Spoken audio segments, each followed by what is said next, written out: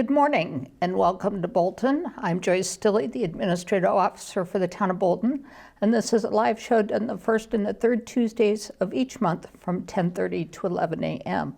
The show is rebroadcast on the second and fourth Tuesdays at the same time period. Effort to promote open communications within the community, and an organization you'd like to see some PR on, or just have a question as to how town government operates, please contact me at the town hall and we'll try to get a show on the air that covers that topic. As we're moving forward with different groups of the town that I handle, we've had different department heads in. This month is no different. We actually have as my guest today Randy Heckman, who is our assistant building official. Welcome, Randy. Thank you very much. And let's start a little bit with just your background. Many people in Bolton may not know you yet, although they may have had the opportunity to work with you, but you've been with us for a little while now. Yes, I've been with you for, probably 9 months now, and I have had the pleasure of meeting a lot of the people in town. I come from a background, I'm a contractor. I've been, 37 years as a general contractor, a home improvement contractor, and at one point I started to get a little up in the years and decided that, I love the business, I love being part of the business, but my body can't physically take the other part anymore. I know that feeling. So I decided, okay, I'm going to take the test. I want to become a building official because it still keeps me in the community. I like dealing with the community. I come from a customer service business throughout my life. When I turned 18, I became a gas station owner, and my business was 90% customer service. And I really enjoy dealing with the public and making things work and being someone who can kind of solve problems and, be a help rather than a hindrance. So I decided to become a building official. I didn't go through the training, but I did go through some extensive studies on my own in order to take the test to become a building official. And people may not have any clue, but the number of books and codes that building officials have, I know we didn't talk about that beforehand, but it's not a little pamphlet. Oh, no. It's a series. No. There's 11 books that stand this high on a desk that are all different codes, all different situations. And, when you go to take the test, it's a 6.5 hour test straight through.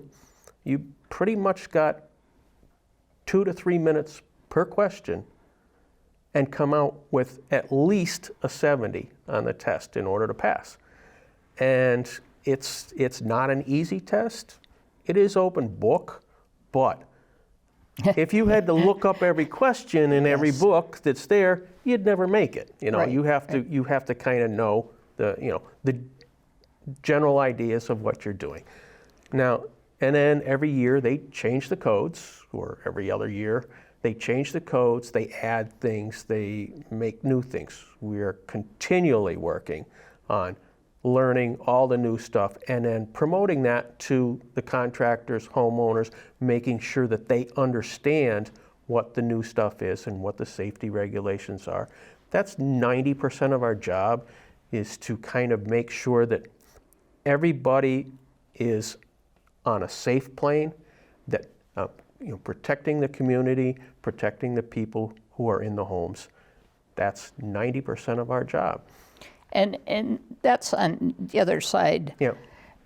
The homeowner trusts whoever they hire to do work, but yet there's a dependency on the building officials. And it is an ongoing thing, because even myself as a contractor throughout the years, I didn't know all of the codes coming up. Right.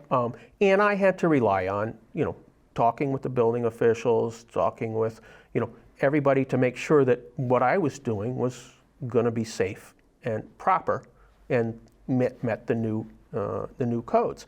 And that's part of what I feel that I had a really good reputation with a lot of the people that I dealt with through the years in the building departments, and I really enjoyed learning and making sure that I learned, so I was doing things in the proper manner. Some guys, they're just out there to make some money, and you have to Right. you have to be tough on them, but at the same time, you could teach them, and that was my goal. And the other side is also sometimes a homeowner undertakes things themselves, and that you've made some visits to my house as I've had a half Right. bath being redone, Right. and what we found in there was Yes. would never have been approved Exactly. by the building department. Right. Some of the changes in pipe and what pipe was used and crisscross here and things. Yeah. And that's, building codes themselves have changed over the years. I mean, if you Right. look at even construction, we used to have balloon construction. Now Right. we put in, to stop fire access. And Yeah. so Yeah, that's a big concern, especially when you get into existing buildings and older homes that have been built. Because balloon construction was very common Yes. way back when, and they're also, if there's ever a fire, it's not a good thing. It basically acts as a whole chimney, Right. straight through the walls and out, and that's a huge fire safety. Any changes that are being made to a house, that's one of our main concerns, is making sure that it at least meets the new fire code as far as smoke detectors, proper CO detectors. That's all protection just for the people. Some people buck it, but it's only for your own good. It's only for the safety of your children, your grandchildren, anybody who's coming in, and it's really important. It's not an expensive thing to do. No. At any point. And we've made homes over the years, Yeah. we're more concerned about energy efficiency. Oh, that's another thing. And yes. so we continually make the home tighter and tighter Right. as well, Yeah. which some of these issues might not have been as big of an issue prior. Right, but especially CO. now they are, yes. Especially CO, because if you make it so tight that, and then you throw in high-end exhaust hood over a stove, all of a sudden now you're drawing a lot of air out of the house, Right. and it's only one way to come in. If you've got a furnace, an oil furnace, a gas furnace, or a gas hot water heater, that type of a thing that's not drawing in its own air and exhausting its own air, it's going to draw it into the house. That becomes a huge problem because you're drawing CO into the house. And it's a gas that you can't smell, you can't taste. You don't know what's happening until you're very sick or potentially Worse. worse. So that is one of the biggest things, and a lot of people don't understand that. Why do I have to do this? Why do I have to have makeup air? Why do I have to do? It's just it's an ongoing situation that, especially since houses are being built so tight now, Yes. and even additions and remodels that are being done actually make the house a lot tighter than it was originally designed for. And you have to have that rotating air, that rotating atmospheric clean air coming in, the bad air leaving, that type of a situation. It's becoming more and more of a problem as long as you understand what it is and you can repair it. And that's part of what we try and make sure that any permits that's coming through, that the people understand that this is what we need to do. It's sometimes it creates a little bit of a financial situation just because it costs more money to do that type Right. of a thing. But what's a life worth? That's right. You can't put a price on You can't that. put a price on that, and that's something that you just have to understand. And we've kind of talked about a bunch of different Random things. situations Yep. already, but the building department itself, what does the building department do? Our biggest thing is understanding the new codes, or all the codes basically, and any changes to the new codes, and making sure that permits being pulled are, they're giving us all the information that they need to have us make a proper decision on whether or not to even accept the permit. As long as it comes in and it looks as if, okay, this is something that is acceptable to us. Engineering, if there's an engineering stamp, if they're making any structural changes, that they're not going to have problems down the road, or they're not going to have problems when they go to resell the house, where, you know, the real estate people are come in and say, well, there was a change made here. Where's the permit? Was it inspected? No, Right. You can't sell your house until, because the insurance company's not going to, you know, take care of you, and the mortgage company's not going to give you a mortgage. And it's very important to at least have the basic permits taken care of at any point, because you got a track record and there is no problems. So let's talk about permits. You mentioned permits. Yep. Let's do outdoor type permits Okay. first. Yeah. What types of permits might I need to do something outdoors? Well, outdoors, if you're doing anything on the exterior of the house, putting a deck on, putting you know, a vestibule on, or, you know, doing a sunroom, that type of a thing, you have to pull a permit, number one, to make sure that it's can feasibly be done in your area without overstepping the bounds of wetlands, or this you know, the inland wetlands, Sanitary. sanitation, the all of that. You can't Zoning, just, yeah, et cetera. zoning, all of those different things. But as far as the building permits are concerned, you want to make sure you have proper structures underneath, you know, piers. If you're doing concrete piers, you're doing an engineered pier or whatever, and then proper framing for each of those is mandatory, so that we don't have problems with. Also, hurricane lift is another problem. So you have to have proper ties all the way to the ground, all the way to the ceiling and the roof. In case a hurricane comes in, you don't have a lift coming and taking that structure away, creating a potential missile situation. If it's a strong enough hurricane, it'll pick up that lumber and it'll throw it through the next house, or throw it through whatever. You have to make sure that all of that is taken care of. Other types of outdoor, certainly siding, windows, Yep. roofing, sheds. What about sheds? Sheds is a little bit of a different situation. Nothing can be easy. No. It depends on the size of the shed and where you're placing it. You know, under 200 square feet does not require a permit unless you're putting some type of a foundation under it. Then it requires a permit for the foundation.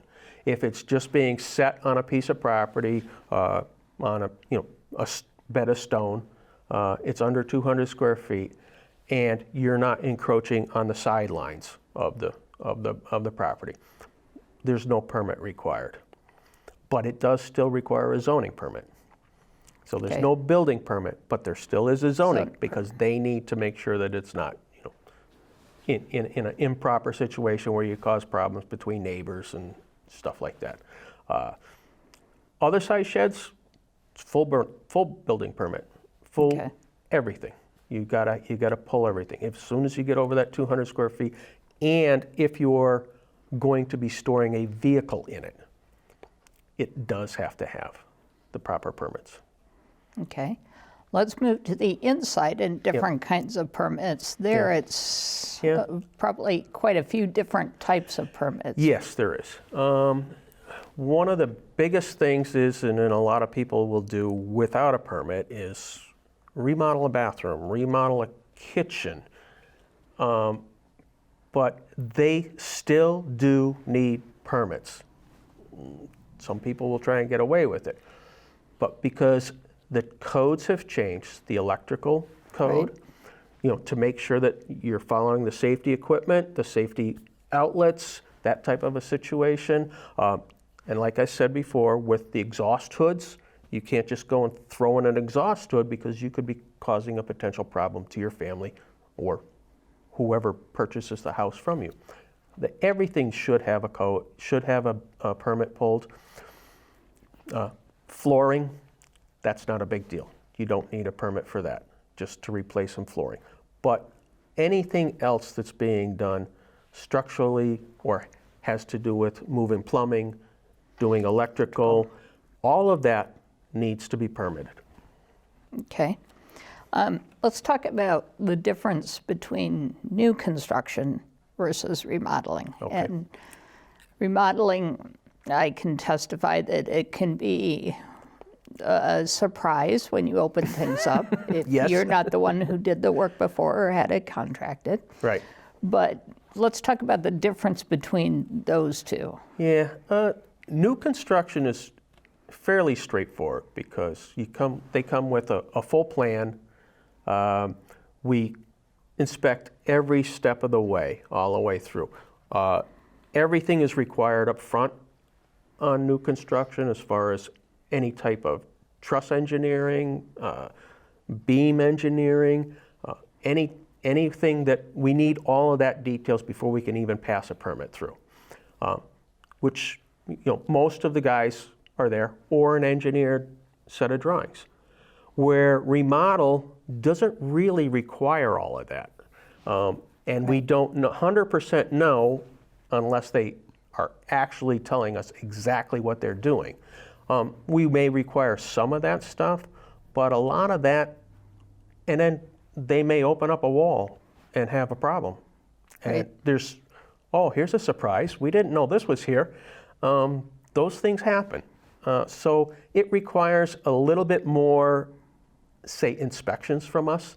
If they open up something and they got a question, they say, well, what do you want me to do here? Then that becomes, something that they're going to tell us what they want to do. We'll tell them whether they can or not, and make sure that it's, it's up to code. And that's, it is a process, and new construction, Right. Is certainly easier. Oh, yeah. But the remodeling is probably, I would guess, 75% of what you see in a year's period of time, Yes. Yeah, I mean, it is. It's if a lot. not higher. Yeah, it's a lot of what we do see because there isn't a whole lot of new construction in this Right. area. And even a lot of other places, there really isn't a lot. A lot of it has to do with remodeling. A lot of it has to people who are buying houses, refurbishing them in what they call a flip, which that's one of the biggest things. You want to make sure that that is done properly because they're not the ones living there. They're not going to be the ones dealing with it. And you really have to make sure that whoever they're doing this for or whoever ends up buying it is protected throughout that time. And that's, I know you were recently involved in inspections of one of our concrete foundation repairs. Yes. And that by itself was just a massive challenge. Yes. Yes, that's an astronomical challenge. And we had to be out there inspecting a lot of different things that you would not normally have to do on just a standard remodel.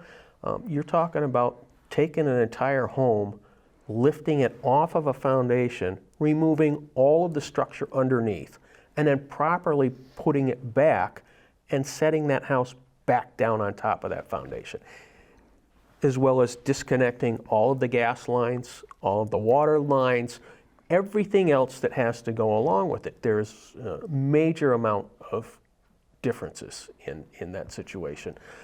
And it's more prevalent, and there's going to be a lot more coming through because of the situation. So, but it's a learning experience for them and us.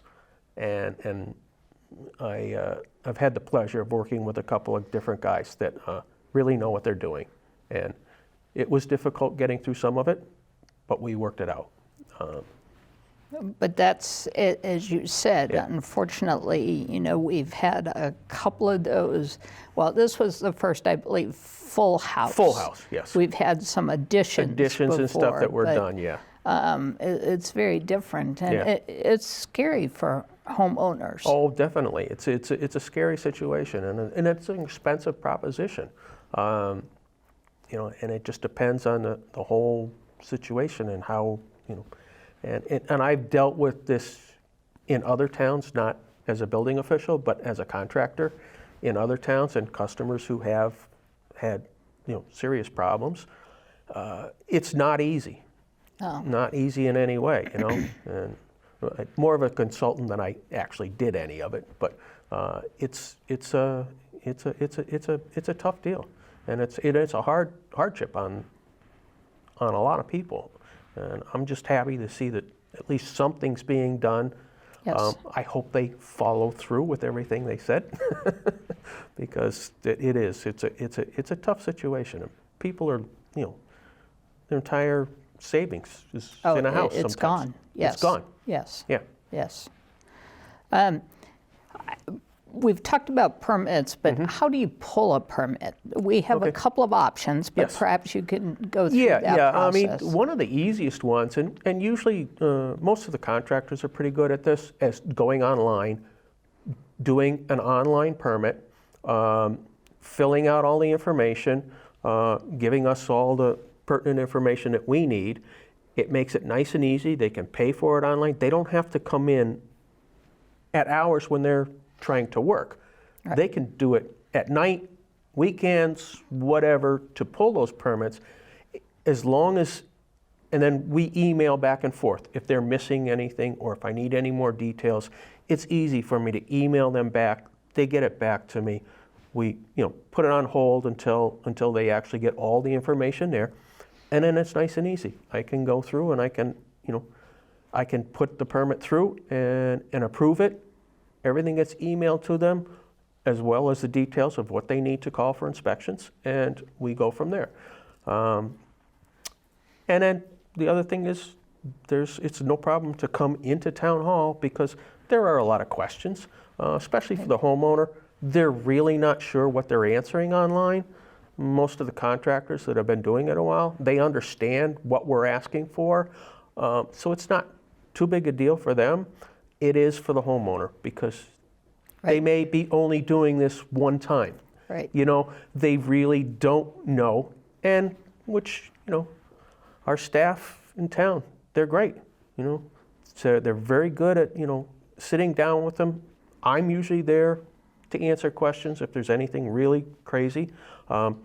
Kathy's very good at processing the basics through, and then once that's all done, it's a fairly simple process. And I've been pushing myself to make sure that everybody gets it on time, and as long as they give me the information that I need, I'm pretty specific about what I need. If they don't have it, I don't have a problem, but they need to get me the proper stuff.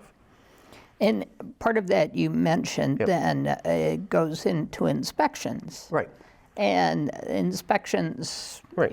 Has how, what, when, where, why. Exactly. There are, especially since some of the newer codes that come through, they require us to do more inspections throughout the process than it used to be. Roofing is one of the ones right now that they made a code change, where if you take and tear all the roofing off of a roof, you have to actually tape all of the seams on the plywood. It's required now by code. Interesting. That because they were having problems with, if a high wind came in, a shingle would come off, the water would get in, and the insurance companies would have to pay out. That was one of the things the insurance companies actually pushed for the new code, because if the seams are taped, 99% of the times the water would come through a seam and would cause more damage. So now, in order to get this online and make sure that everybody understands that this is a new code, that's one of the things. When they're stripping the roof, before they actually install the new roofing, we need to come out and at least make sure that they're taping the roof lines, the panels, and that's because that's a new code. But not a lot of guys knew that up front. So anytime I sign a permit, I also put a note on the bottom that this is a required inspection. Please call us, let us know that you're there, you're going to be doing it. We want to come by and just look at it. We don't even have to stop. All we have to do is see that it's being done. Right. You know, it's not a big deal for us to drive by, make sure, you know, that this is at least they understand that this needs to be done. And once we get into, you know, the situation where everybody does understand and gets used to it, it's, you know, they're good guys out there. They just, you know, they don't know. Well, and that's this new code, Yeah. I know, has Yeah. many changes. Many in it. changes, yeah. And that's a challenge for everybody to learn. Right. But in the end, it's for the protection of everybody. Right. And the other problem is that, you know, we're told the new Right. changes. The contractors are not told.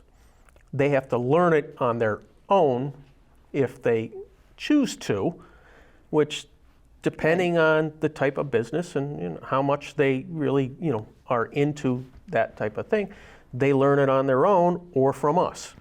And I don't have a problem letting them know, trying to teach them that this is what the new code is, this is what's required. You know, you have to make a change. Just do it. Believe it or not, we're already running out of time. Oh, really? Yes, closing thoughts from you. Closing thoughts.